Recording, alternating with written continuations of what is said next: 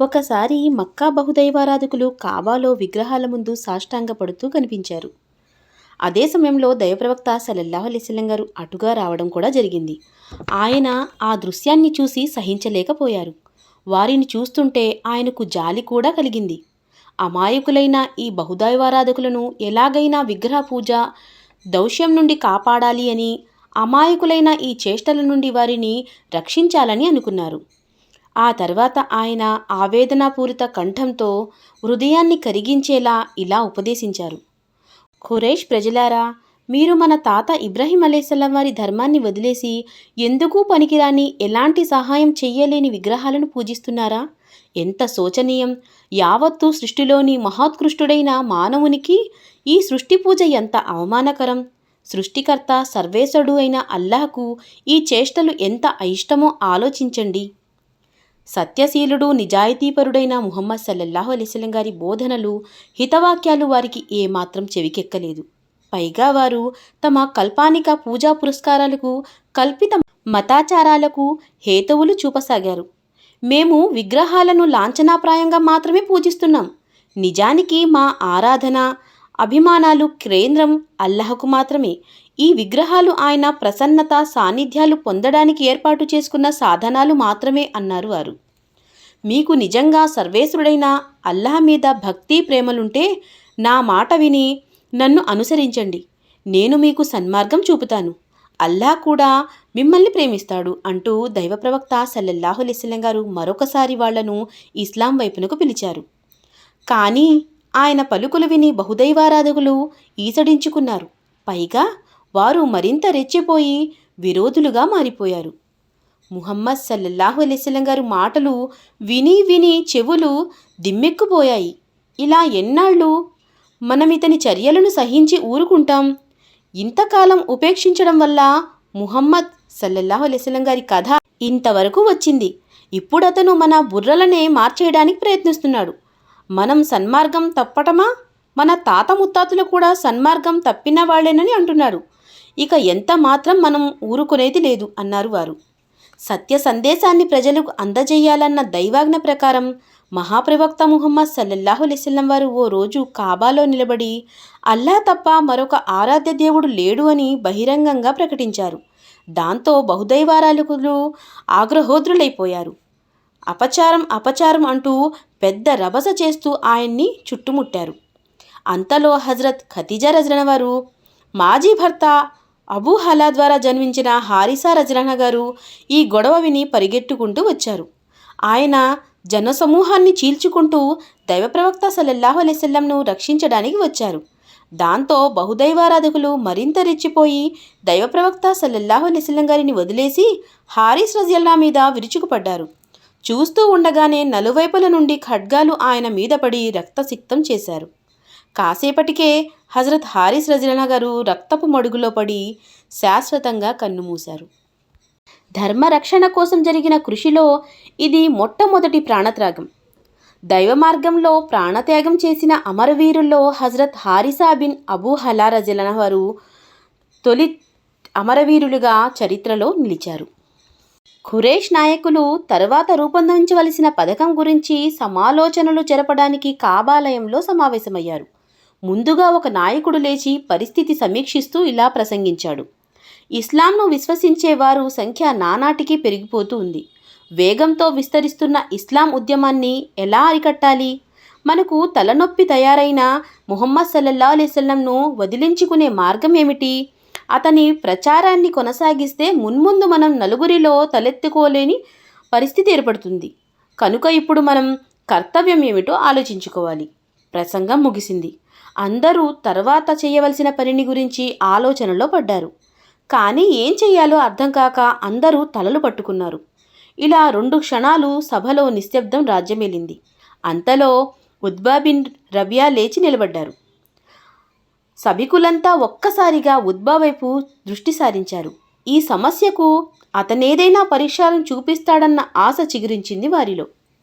మిత్రులారా, మీరు ఒప్పుకుంటే నేను ముహమ్మద్తో మాట్లాడి సమస్య పరిష్కారం కోసం ప్రయత్నించడానికి సిద్ధంగా ఉన్నాను. అతని ముందు కొన్ని విషయాలు ఉంచుతాను. వాటిలో అతను ఏదో ఒకదాన్ని అంగీకరించవచ్చు. అప్పుడు ఈ బెడద శాశ్వతంగా తొలగిపోతుంది, ఏమంటారు అన్నాడు ఉద్బ. తప్పకుండా అలాగే పోయి ఎలాగైనా నచ్చజెప్పి ఈ పీడ విరుగుడు చెయ్యి అన్నారు అందరూ ముక్తకంఠంతో. ఉద్బ హుషారుగా లేచి కొంచెం దూరంలో కూర్చున్న ప్రవక్త సల్లల్లాహు అలైహిస్సలం గారి దగ్గరికి వెళ్ళాడు. నాయనా ముహమ్మద్ సల్లల్లాహు అలైహిస్సలం, నీవు ఎంత గొప్ప వంశానికి చెందినవాడివో నీకు తెలుసు. నీ పట్ల మాకున్న గౌరవాభిమానాలు కూడా నీకు తెలుసు. కానీ నువ్వేమో మన జాతిపైన పెద్ద ఆపద తెచ్చిపెట్టావు. సంఘాన్ని చీల్చి గందరగోళం చేస్తున్నావు. మొత్తం జాతినే మూర్ఖుల కింద జమకట్టావు. వాళ్ల మతాన్ని, దేవతలను తూలనాడుతున్నావు. చనిపోయిన వారి తాత ముత్తాతల్ని మతభ్రష్టులుగా చేస్తున్నావు. అంచేత నా మాట విను. నేను నీ ముందు కొన్ని విషయాలు చెబుతున్నాను. వాటిలో ఏదైనా నీకు నచ్చితే దాంతో నువ్వు చేసే ఈ పని మానేసి అందరూ సంతోషంగా ఉంటారు అన్నాడు ఎంతో వాత్సల్యంగా, ఉట్టిపడేలా మాట్లాడుతూ. చెప్పండి, మీరు చెప్పుదలుచుకున్నదేమిటో చెప్పండి, వింటాను అన్నారు దైవ ప్రవక్త సల్లల్లాహు అలైహిస్సల్లం వారు. మన జాతిని విచ్ఛిన్నం చేయడం వల్ల నీకు ఒరిగేదేమీ లేదు. నీకు ధనం కావాలంటే చెప్పు. ఇప్పుడే నీ ముందు ధనరాశులు తెచ్చి నీవు మా అందరికంటే కూడా గొప్పవాడివి అయ్యేలా చేస్తాం. లేక నీవు మా అందరికీ నాయకుడు కాదలిస్తే మేమంతా నిన్ను మా నాయకుడిగా ఎన్నుకుంటాం. పోనీ చక్రవర్తి కావాలనుకుంటున్నావా? దీనికి మేము సిద్ధంగా ఉన్నాం. ఎప్పుడూ నీ ప్రమేయం లేకుండా మేము ఏ నిర్ణయము తీసుకోము. నీ వాక్కునే మేము శాసనంగా పరిగణిస్తాం. ఒకవేళ నీకేదైనా పిశాసం పట్టి పీడిస్తుందేమో చెప్పు. పేరు మోసిన భూతవైద్యుల్ని రప్పించి దాని పీడ వదిలిస్తాం. నీ క్షేమం కోసం నీకు పూర్తిగా ఆరోగ్యం చేకూరే వరకు మేము ఎంత పైకం ఖర్చు అయినా ఖర్చు పెడతాం. ఉద్బా ఏకధాటిగా చెప్పి ఊరుకున్నాడు. దైవ ప్రవక్త సల్లల్లాహు అలైహిస్సల్లం వారు సమాధానం కోసం ఎదురు చూస్తూ నిలబడ్డాడు. అబూ వలీద్, అయ్యిందా మీరు చెప్పడం? ఇంకేమైనా మిగిలి ఉందా? లేదు, నేను చెప్పడం అయిపోయింది. ఇక నేను చెప్పేది కాస్త వినండి అంటూ దైవ ప్రవక్త సల్లల్లాహు అలైహిస్సల్లం వారు ఖురాన్లోని హామీం సూరాలో ఈ ఆయతులు పఠించడం మొదలుపెట్టారు. కరుణామయుడు కృపాశీరుడైన దేవుని పేరుతో ప్రారంభిస్తున్నాను. హామీం. ఇది కరుణామయుడు కృపాసాగరుడు అయిన దేవుని దగ్గర నుండి అవతరించింది దివ్య విష్కృతి. విషయాలను స్పష్టంగా విడమర్చి చెప్పే సూక్తుల గల గ్రంథం. ఇది ఇంకిత జ్ఞానం కలవారి కోసం వచ్చింది. ఇది అరబీ భాషలో ప్రవక్తమైన ఖురాన్ అంటే పాఠ్యగ్రంథం. స్వర్గ శుభవార్త అందజేసే, హెచ్చరికలు బోధించే మహోన్నత గ్రంథం ఇది. కానీ వారిలో చాలామంది దీనికి విముఖులైపోతున్నారు. వినడానికి కూడా ముందుకు రావడం లేదు. పైగా నీవు మమ్మల్ని ఏ విషయం వైపు పిలుస్తున్నావో దానికోసం మేము సిద్ధంగా లేము. మా హృదయ కవటాలు మూసుకుపోయాయి. మా చెవులకు చెవుడొచ్చింది. మాకు నీకు మధ్య ఒక తెర అడ్డుగా ఉంది. అందువల్ల నీవు నీ పనేదో చేసుకో, మేము మా పని చేసుకుంటాం అని అంటున్నారు. ఇది హామీం సజ్దా నుండి 1 నుండి 5 ఆయతులు. ప్రవక్త చెప్పు, నేను మీలాంటి మానవుణ్ణే.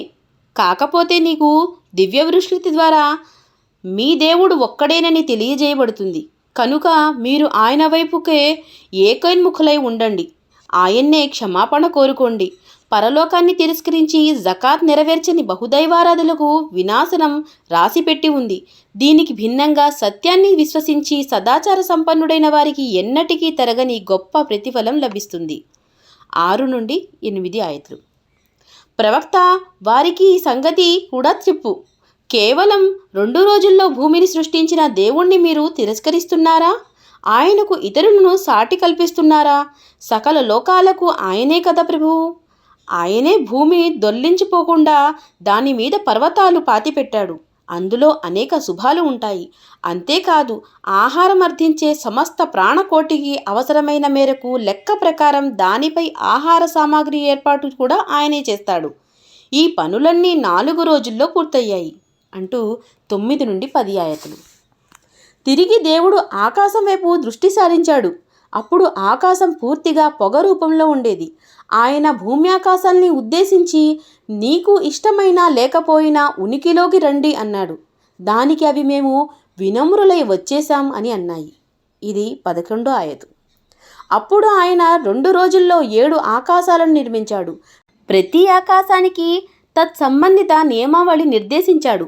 భూలోక సమీపంలోని ఆకాశాలన్నీ మేము నక్షత్ర దీపాలతో అలంకరించాము. దాన్ని అన్ని విధాలా సురక్షితంగా ఉంచాము. ఇదంతా మహాశక్తిమంతుడు, అపార వివేకవంతుడు అయిన దేవుడు రూపొందించిన పథకం. ఇది 12వ ఆయతు. అయినా మీరు ముఖం తిప్పుకుంటే వారికి ఇలా చెప్పు, పూర్వం ఆద్ సమూద్ జాతులపైన హఠాత్తుగా దైవశిక్ష విరుచుకుపడింది. అలాంటి హఠాత్ శిక్ష గురించి మేము నిన్ను హెచ్చరిస్తున్నాను.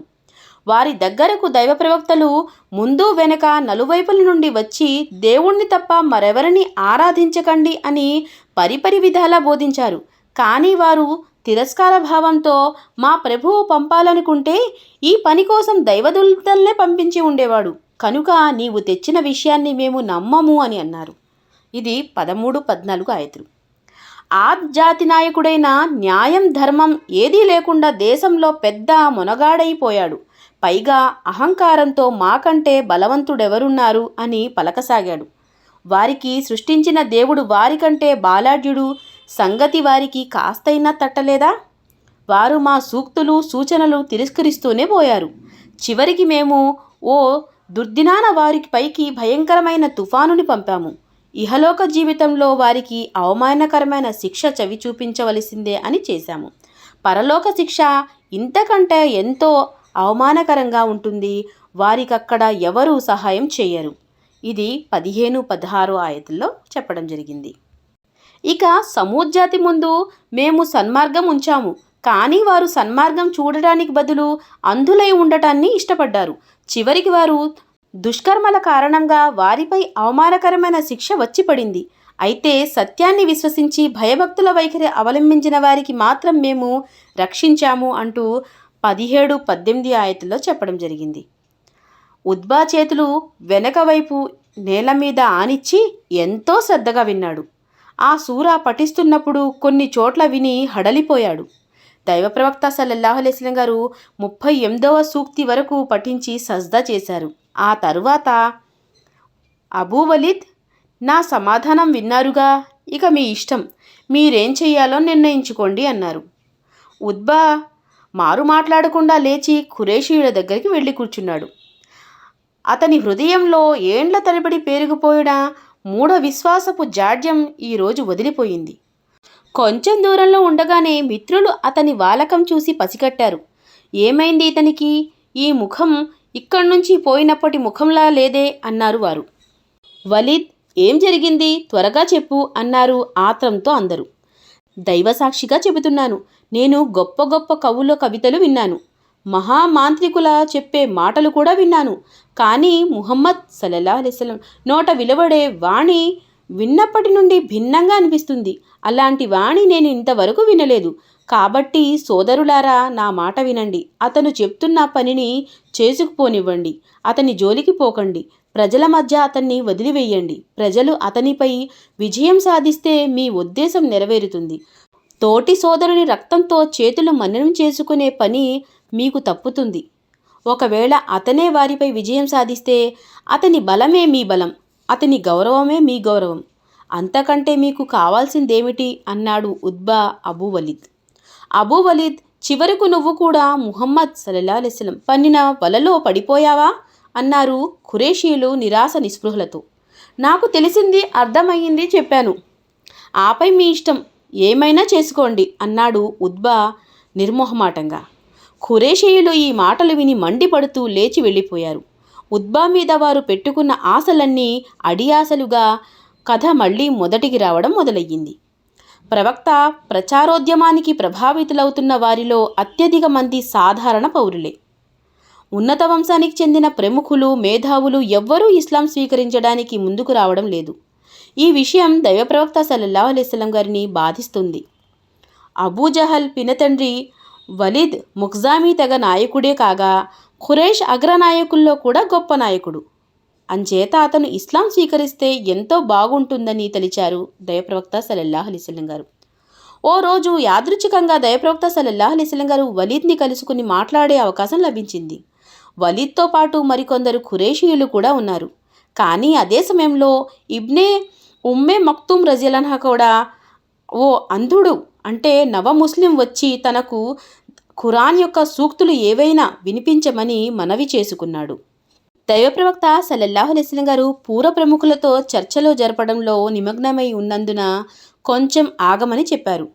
కానీ హజరత్ ఇబ్నే ఉమ్మే మక్తుమ్ రజియల్లాహు వారు మళ్ళీ అదే విధంగా విన్నవించుకున్నారు. ఈ వైఖరి దైవప్రవక్త సల్లల్లాహు అలైహి వసల్లం గారికి నచ్చలేదు.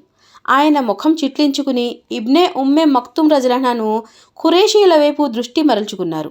దాంతో హజరత్ ఇబ్నే ఉమ్మే మక్తుమ్ రజియల్లాహు వారు నిరాశ చెంది అక్కడి నుంచి వెళ్ళిపోయారు.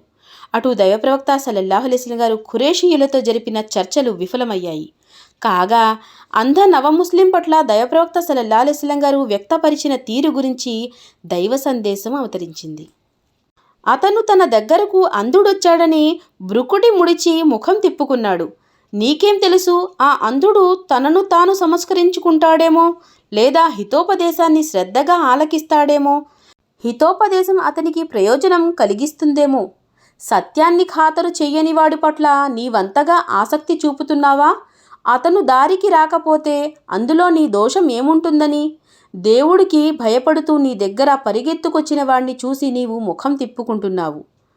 అలా ఎంత మాత్రం చెయ్యకూడదు. ఇది హితోపదేశం. ఇష్టమైనవాడు దీన్ని స్వీకరిస్తాడు.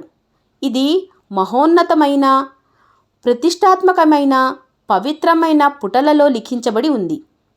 అవి గౌరవనీయమైన పరిశుద్ధ లేఖకుల హస్తాలలో ఉంటాయి. ఇది దివ్య ఖురాన్లో 80వ సూర 1 నుండి 16 ఆయతులు అక్కడ అవతరించడం అనేది జరిగింది. అల్లాహ్ సుబ్హానహు వ తఆలా ప్రవక్త వారి జీవిత చరిత్రను ఇలాగే తెలుసుకునే సద్భాగ్యాన్ని, అవకాశాన్ని కలిగించాలని దువా చేస్తూ ముగిస్తున్నాను. అస్సలాము అలైకుం వరహమతుల్లాహి వబరకాతుహు.